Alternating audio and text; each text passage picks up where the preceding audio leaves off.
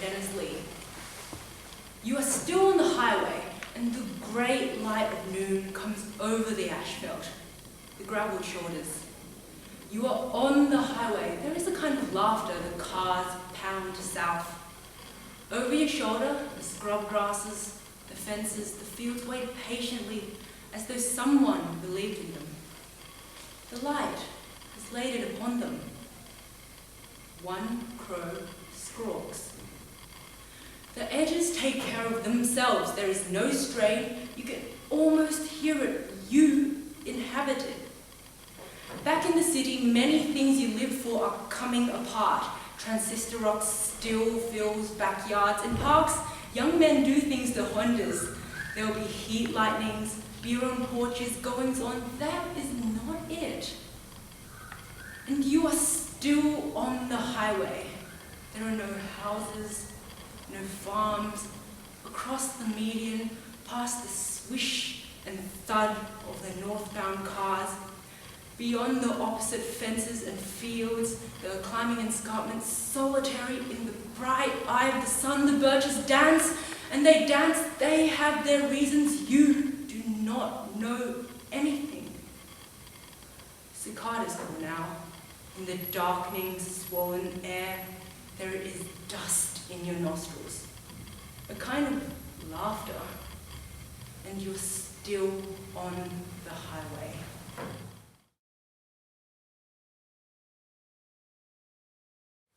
Originally, by Carol Ann Duffy. We came from our own country in a red room which fell through the fields. Our mothers singing our father's name to the turn of the wheels. My brothers cried, one of them bawling, "Home! Home!" as the miles rushed back to the city, the street, the house, the vacant rooms where we didn't live anymore. I stared at the eyes of the blind toy, holding its paw. All childhood is an emigration. Some are slow, leaving you standing, resigned, up an avenue where no one you know stays. Others are sudden, your accent wrong, corners which seem familiar, leading to unimagined pebble-dashed estates. Big boys eating worms and shouting words you don't understand. My parents' anxiety stirred like a loose tooth in my head. I want my own country, I said. But then you forget, or don't recall, or change, and seeing your brother swallow a slug, feel only a scalp of shame. I remember my tongue shedding its skin like a snake, my voice in the classroom sounding just like the rest. Do I only think I lost a river, culture, speech, sense of first space and the right place? Now, where do you come from? Strangers ask. Originally, and I hesitate.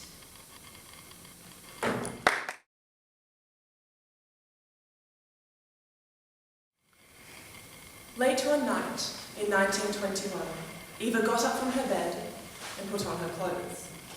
Hoisting herself up on her crutches, she slowly manipulated herself down the long flight of stairs, 2 crutches under her left arm, the right hand grasping the banister. With a swing and swoop, she arrived at Plum's door and pushed it open with the tip of one crutch. She sat down and gathered Plum into her arms. He woke, but only slightly.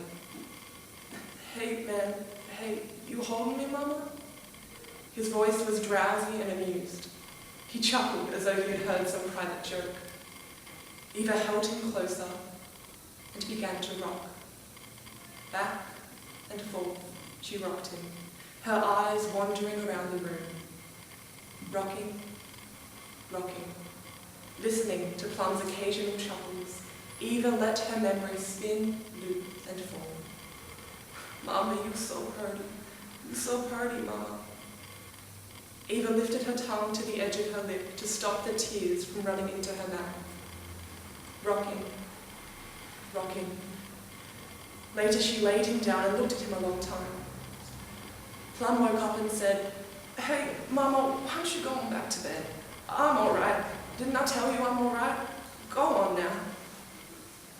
"I'm going, Plum," she said. Plum, on the rim of a warm light sleep, was still chuckling. Now there seemed to be some kind of wet light travelling over his legs and stomach with a deeply attractive smell. It wound itself, this wet light, all about him, splashing and running into his skin. Some kind of baptism, some kind of blessing, he thought. Eva stepped back from her bed and let the crutches rest under her arms. She rolled a bit of newspaper into a tight stick about 6 inches long, lit it, and threw it onto the bed where the kerosene-soaked Plum lay in snug delight. Quickly as the whoosh of flames engulfed him, she shut the door and made her slow and painful journey back to the top of the house. By the time she got to her bed, someone was bounding up the stairs after her. Hannah opened the door. Plum, he's burning, Mama! We can't even open the door! Mama!" Eva looked into Hannah's eyes. "Is my baby burning?" The two women did not speak, for the eyes of each were enough for the other.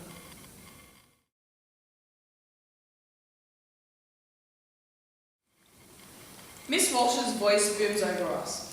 "I know how distressed you'll all be about the weekend bombings in Bali.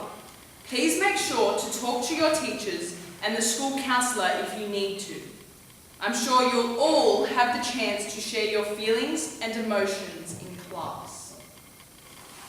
After assembly, we go to homeroom. Almost everybody's eyes are red and blotched. A haunting silence fills the classroom. Adam is sitting at his desk, his head in his hands. Mr. Pierce goes through the roll in an exhausted voice as we sit limp in our desks. "Those bloody Islamic terrorists! Has to be one of them!" I don't even flinch. "That's enough," Mr. Pierce says softly, looking anxiously at me. In these times, we have to know how to channel our hurt and anger.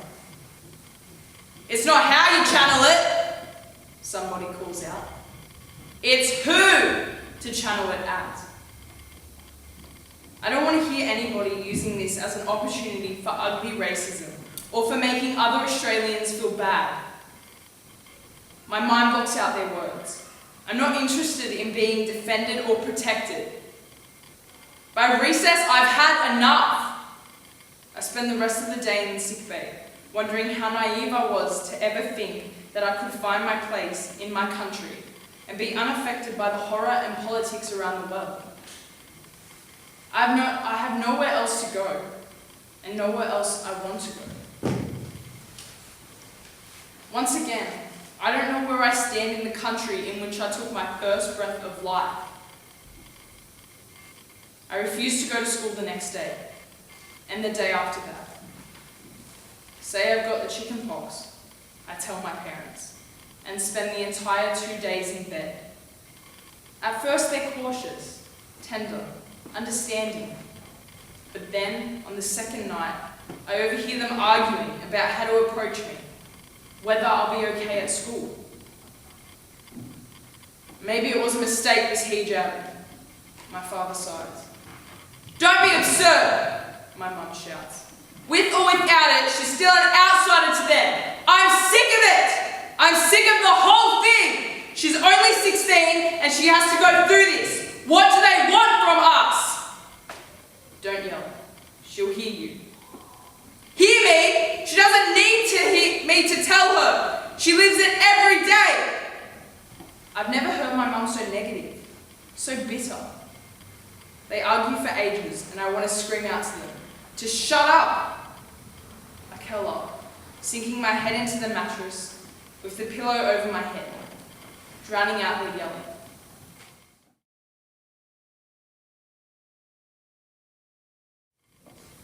An extract from Dandelion Wine by Ray Bradbury. My gosh, hissed Tom. 2 dozen, 3 dozen fireflies. Doug, you're a genius. But Doug did not answer.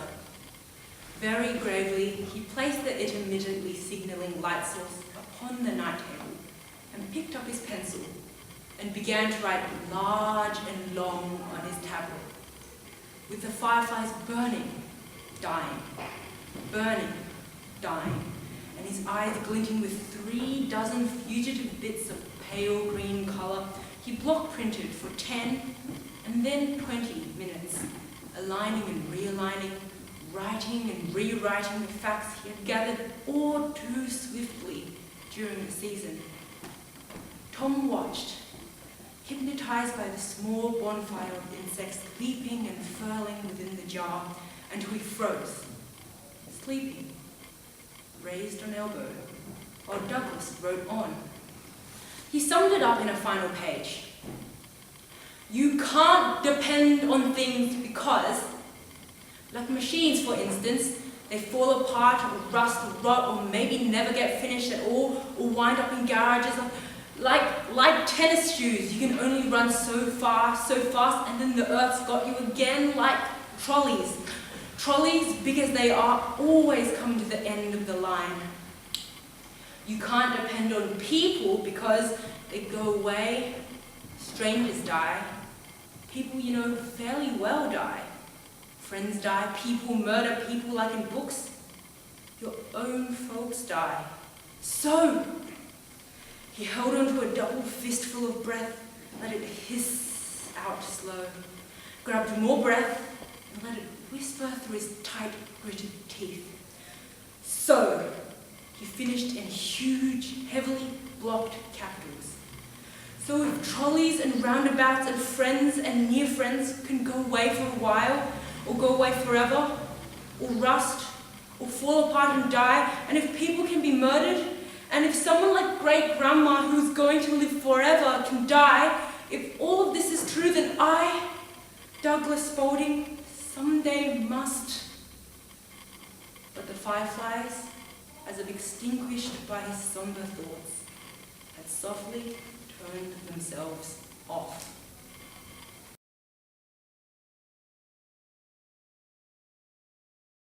An extract from I Am David by Anne Holland. This would be the end. He pressed his face into the dog's long coat so that no one should hear him, and wept. He wept quite quietly, but the dog grew uneasy and wanted to whimper again. David stopped crying. God, he whispered, God of the green pastures and still waters, I have one promise of help left. But it's too late.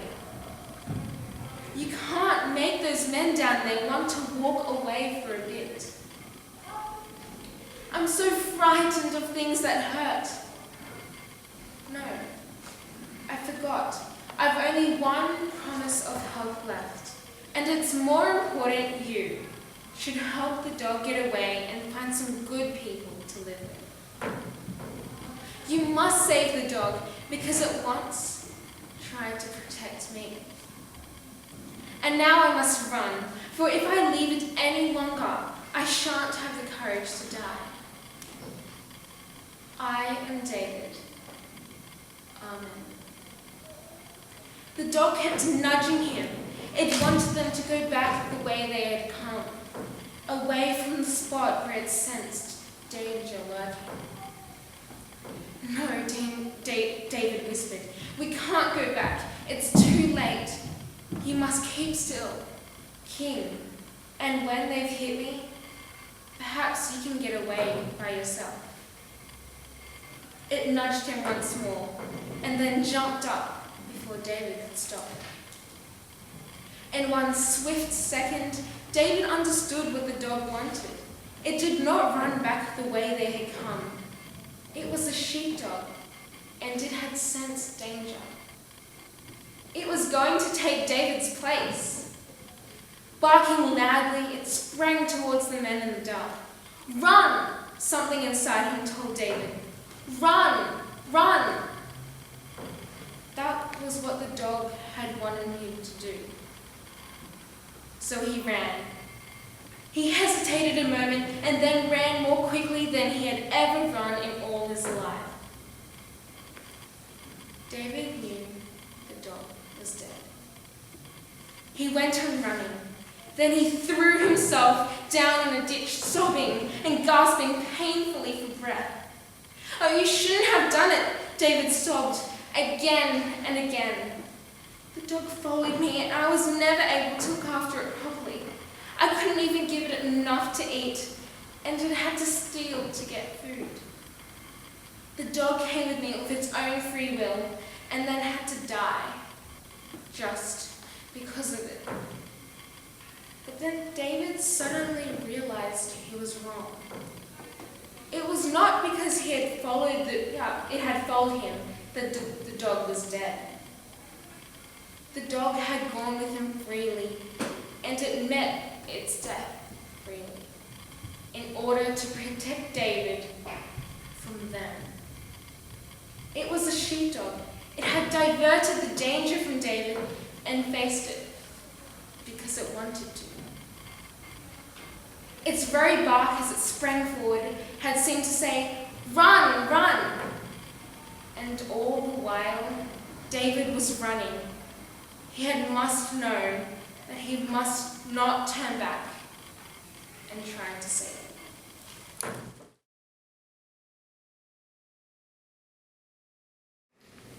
An extract from Miss Peregrine's Home for Peculiar Children by Ransom reads: "On Tuesday night, most of what I thought I understood about myself had turned out to be wrong. On Sunday morning, my dad and I were supposed to pack our things and go home. I had just a few days to decide what to do, stay or go. Neither option seemed good. How could I possibly stay here and leave behind everything I'd known? But after all I'd learned, how could I go home? Then I thought, isn't there a third option? Couldn't I be like Grandpa Borchman, who for 50 years had lived and thrived and fended off hollows outside the loop? That's when the self-deprecating voice in my head kicked in. He was a military-trained dummy, a stone-cold badass. He had a walking closet full of sawed-off shotguns. That man was Rambo compared to you. I could sign up for a class at the gun range. The optimistic part of me said, take karate, work out. Are you joking? You couldn't even protect yourself in high school. You had to bribe a redneck to be your bodyguard, and you'd wet your pants if you so much pointed a real gun at anyone. No, I wouldn't. You're a loser. You're weak. That's why he never told you who you really were. He knew you couldn't handle it. Shut up. Shut up. For days, I went back and forth like this. Stay or go. I obsessed constantly without resolution. Meanwhile, Dad completely lost steam on his book.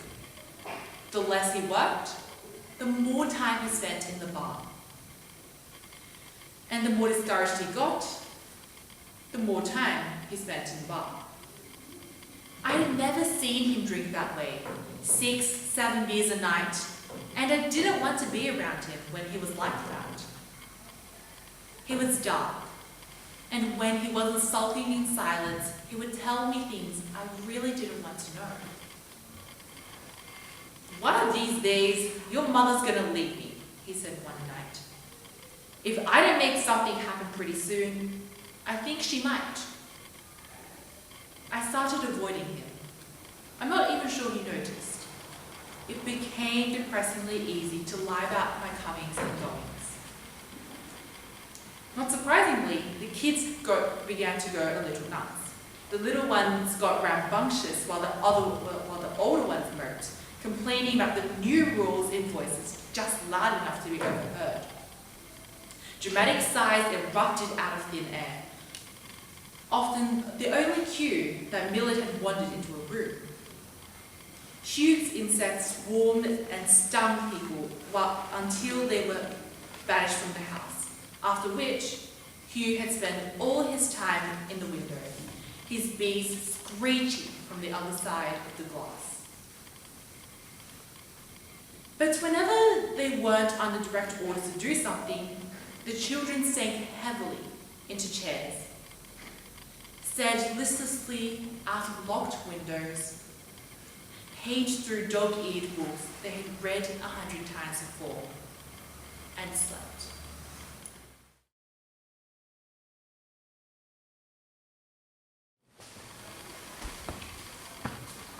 Hashtag bring back our girls.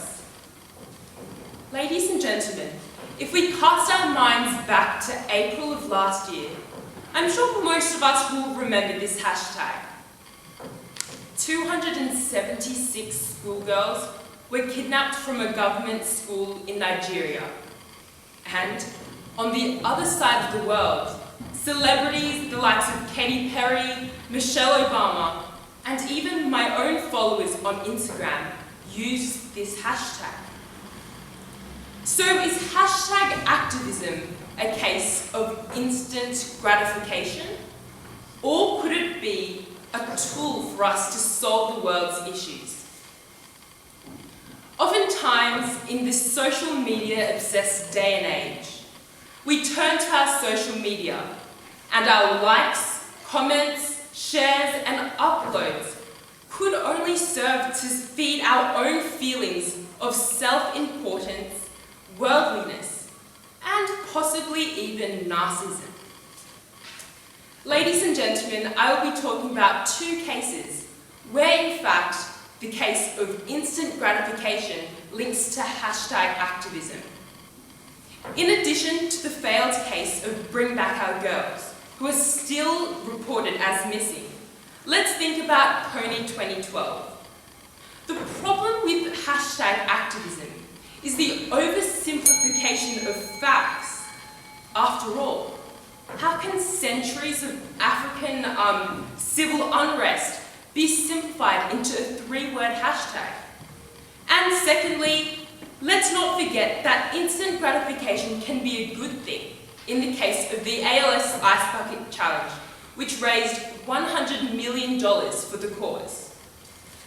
So, ladies and gentlemen, instant gratification in the form of social media activism, while it shed light on the issue, we have to make the change in the world and not just view it through a screen.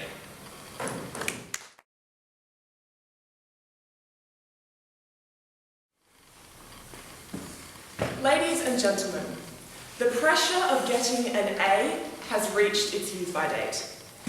I have a fear that creativity, imagination, and brain power are now words of the past.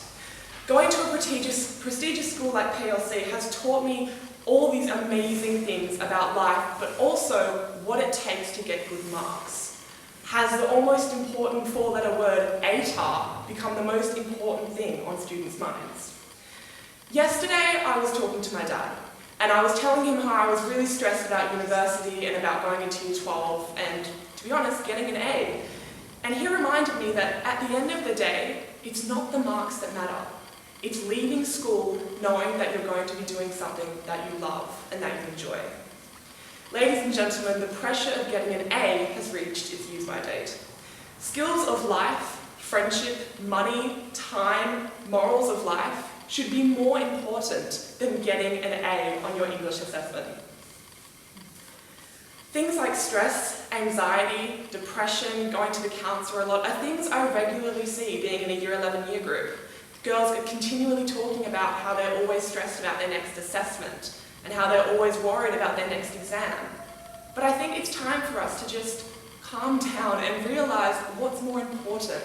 The fact that the skills you're taking out of school are the ones that you'll remember for life. The knowledge we need to gain in school is the ones that we can apply throughout every day. And that's why, ladies and gentlemen, I say stop worrying so much about marks in school and start worrying about the things that you can take through the rest of your life. Because the pressure of getting an A has reached its use-by date.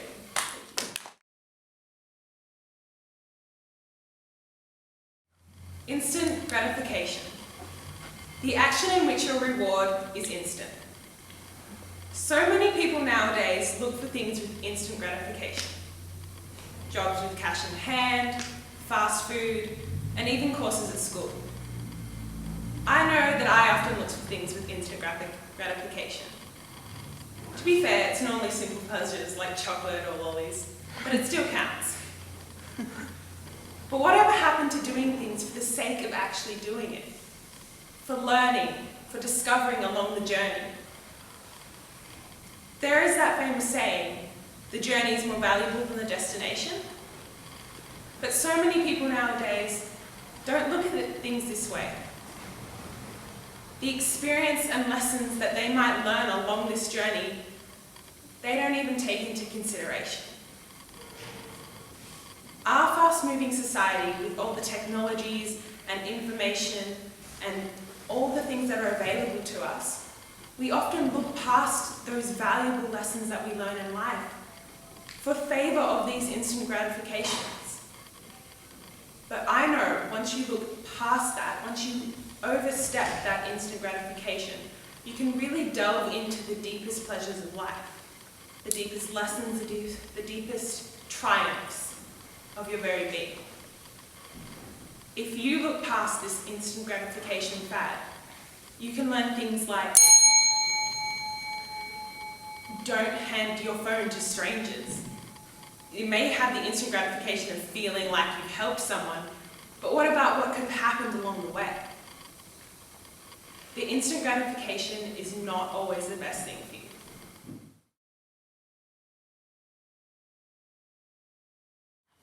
When I think of use-by date, I instantly think of off-smelly milk. But what is really past its use-by date is social media and the craze around it. This is because of the giant irony that social media is making people anti-social. Social media does have its benefits: instant communication with your mum, "I'm lost mum, help me," or just with your friends organising things. It also keeps us distracted, especially when we're bored or in an awkward situation where we just can pretend that we're doing something important on our phone. But at the end of the day, we're all on social media for the endless cat videos. But social media does have its major problems. People don't know how to communicate to people in real life. How often is it that we walk by someone and it's, "Hi, how you doing?" And it's just this awkward tension because we don't know how to communicate or how to greet people. And this restricts us from meeting new people and having new opportunities. And I think that the adventurous side is often lost because we're just deep into the social media craze. And these qualities are definitely past their use-by date. To fix it, we can give ourselves restrictions.